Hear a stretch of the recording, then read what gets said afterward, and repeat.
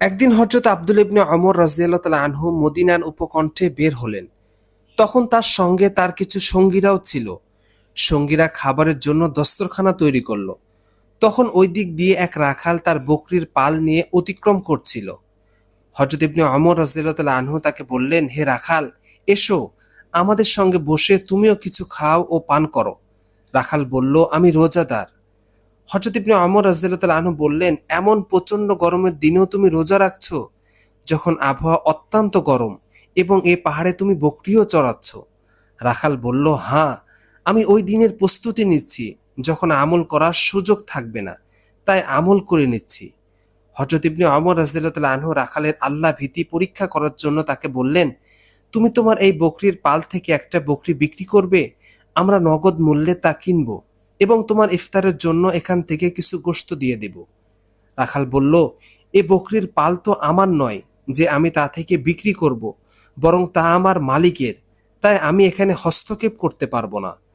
হযরত ইবনে ওমর রাদিয়াল্লাহু তাআলা আনহু বললেন, তোমার মালিক যদি কোনো বকরি কম পায় তাহলে বলবে একটি বকরি হারিয়ে গেছে, তখন সে আর কিছু বলবে না, কেননা পাল থেকে দু একটি বকরি পাহাড়ে হারিয়েই থাকে।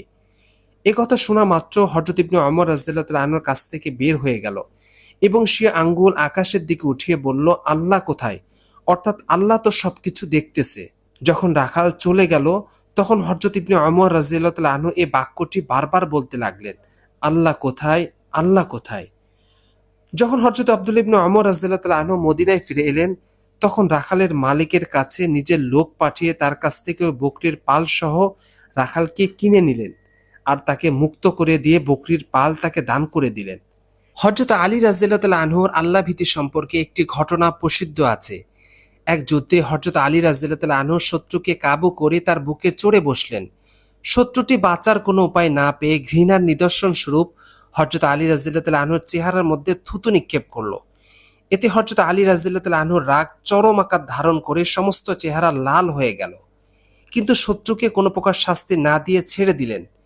শেরে খোদা হযরত আলী রাদিয়াল্লাহু তাআলা আনহুর এমন অস্বাভাবিক উদারতা দেখে শত্রু আশ্চর্যান্বিত হয়ে জিজ্ঞেস করল, হে আলী, আপনি এত সুযোগ পাওয়ার পরও কোনো প্রকার শাস্তি না দিয়ে ছেড়ে দিলেন কেন?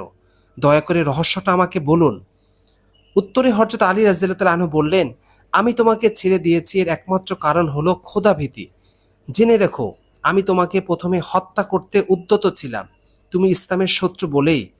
আর যখন তুমি আমার চেহারায় থুতু নিক্ষেপ করেছ, তখন আমার মনে হয়েছে যে চরম রাগের সৃষ্টি হয়েছিল তা নিতান্তই আমার ব্যক্তিগত অপমানের কারণে। আর সেই অবস্থায় যদি আমি তোমাকে হত্যা করি, এমত অবস্থায় আল্লাহ পাক কিয়ামতের ময়দানে জিজ্ঞেস করবেন, হে আলী, তুমি ওই দিন তোমাকে থুতু নিক্ষেপ করার কারণে অমুক ব্যক্তিকে হত্যা করেছিলে। তখন আমি আল্লাহ তাআলার কাছে লজ্জিত হব। এই ভয়ে আমি তোমাকে ছেড়ে দিয়েছি। হযরত আলী রাদিয়াল্লাহু তাআলা আনহুর মুখে ইসলামের সৌন্দর্য, আদর্শ ও খোদাভীতির কথা শুনে সঙ্গে সঙ্গে উক্ত লোক পড়ে নিল, লা ইলাহা ইল্লাল্লাহু মুহাম্মাদুর রাসূলুল্লাহ। আল্লাহ তাআলা আমাদের সবাইকে প্রকাশ্যে ও নির্জনে আল্লাহকে ভয় করে তাকওয়া অর্জনের তৌফিক দান করুন। আমিন।